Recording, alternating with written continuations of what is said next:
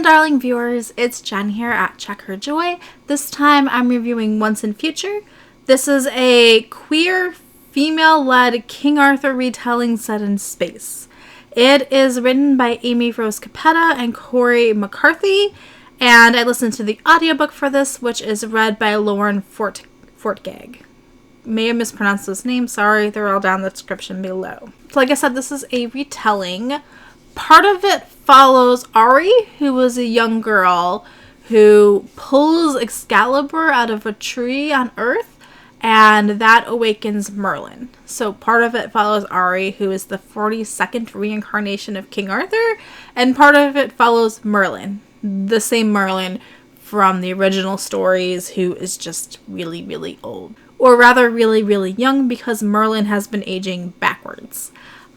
So he started off as an old man during King Arthur's time, and now he's reached his teenage years, and he's starting to panic about what happens when he gets younger and younger, and what happens if he becomes baby. Does he, become unborn? So Merlin's starting to feel the pressure that he finally has to get this right, because they've gone through 41 different King Arthurs before, and every single one of them has failed to unite all of mankind. Ari is kind of like his last chance. So in this story, the human race has left Earth. Part of the problem is climate change and the planet no longer supporting human life. Part of it is also our need to just go explore and claim other lands. This is a thing we've done all throughout our human history. So different planets have popped up. Some of them have completely different cultures. We spent a lot of time on Lionel, which is this red planet that wouldn't normally support life, but humans have come and cultivated it, and they have turned it into this medieval themed planet. So it's their version of what they think King Arthur's court would have been like, but also it's still the future in modern technology, so they still have robots and things. The horses are mechanical horses. People show up in spaceships, even though they have to park outside the city limits. And it's basically just supposed to be this tourist attraction. There are people who live there year-round, but, most of the people who come to Lionel are not there to stay. Most of them are coming for vacation, a Renaissance festival happening year-round. That's one of the planets we spend a lot of time on. There are a few other planets and satellites, the moon has become one giant shopping center and a tourist attraction as people come to look at Earth from afar because it won't really support life anymore. So they'll come to the moon and just be like, these are our origins. I think the moon's space station is actually called Heritage, and is part museum, part hey, come shop and spend a ton of money. There's also another planet that is entirely one ginormous city and is nothing but skyscrapers throughout the entire planet. And then we have Ketch, which is the planet that Ari originally came from, which has bigger cities and smaller cities and is more of what we think of Earth now.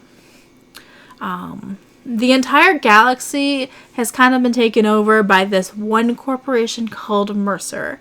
If Amazon went completely crazy and took over everything and ran the governments, planets are being forced to comply with Mercer agreements so that they can get shipments of things that they actually need, like water being a pretty important one if you're on a planet that doesn't naturally have water. So Mercer's a pretty bad company. They're trying to take over everything, take away people's freedoms. There are a few holdouts in places, particularly Ketch and Lionel, that are rebelling against them. And then other planets have small pockets of resistance. And so Ari is trying to rally everyone together so that they can stand up to Mercer and have freedom and make their own decisions and have their own governments. It's really cool to see each of the different planets and how they present, and also how they're dealing with Mercer. And then Ari's planet of Ketch was interesting because it did rebel against Mercer, and Mercer cut them completely off from the rest of the galaxy. So Ari is the only person from her planet out in the wild in the rest of the universe. And it's because her family basically stored her away and sent her off into space, where she got adopted by these two women and their son Kay. And so Kay is her adopted brother, and they've been hanging out for like the last 10 years together. And when we originally meet Kay and Ari, they are traveling alone because their parents have been captured by Mercer for doing other things that were rebelling against the Empire. And then Mercer is particularly interested in catching Ari because she is one of these people from Ketch that they want to suppress and contain. So she's dangerous on that front. And then Ari just decides to use that as like a rallying call to cause this resistance and really fulfill the King Arthur prophecies. When they meet Merlin, they meet on the moon. Because they managed to escape Earth without actually running in. Merlin doesn't catch them while they're on Earth, so he runs into them on the moon, and then they have this really fun interactions where Merlin's trying to convince them that he really is the Merlin and that Ari really is the Arthur. And the whole rest of the book is like them slowly trying to trust each other and work together, but each of them having their own slightly different goals. And then we also do have tons and tons of friends that they pick up, especially on Lionel, where we have Guinevere, who's like Ari's crush when she was little and used to go to, they called it night camp. So it was like a training camp, like if you went to a summer camp, but it was for training to be knights. And so that's how she and Guinevere met. And Ari was too shy of a kid or a girl to like talk to this girl that she liked, and now that she's older, they get thrown in together, and just like always Guinevere is Arthur's demise too, so Merlin's like on high alert. I think I'm getting too far into this book. I really, really enjoyed it. I loved it. I love the way that it like reinvented all these characters, but also it kind of felt like the same.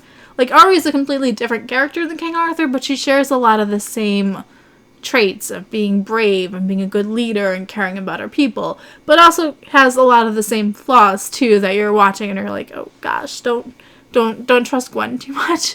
Don't trust your knights too much. I really loved it. I also really love space stories. So having this set in space and getting to see all these different planets and getting to see the future and imagining what it would look like. And the fact that they're all queer characters is also really fun because we get to see how that evolved. It's a bit weird that none of them are straight though. Like they're all queer. Some of them are bi though, so there are some opposite gender relationships happening, but that's a bit weird that like nobody's strictly straight.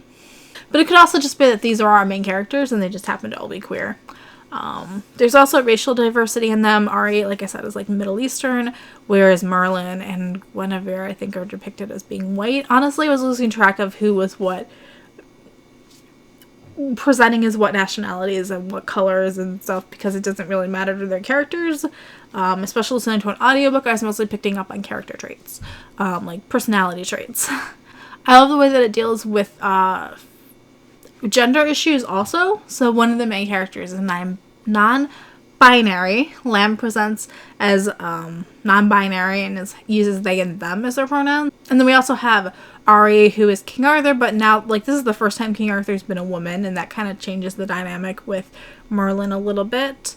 And also we get to see Guinevere being the queen of all of Lionel and being in charge of an entire planet.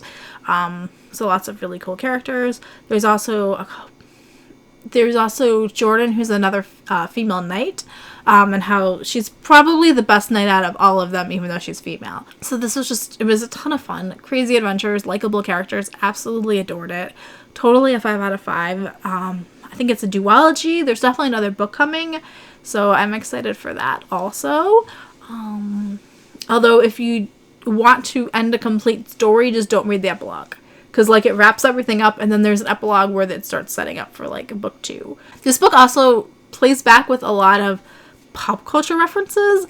Most of would have to do with, like, the late 20th century to now. So sometimes it feels a bit weird that Merlin's stuck in, like, the 1990s, 2010 era. But that seems to be his favorite. That and the medieval ages are the two time periods he keeps bringing up.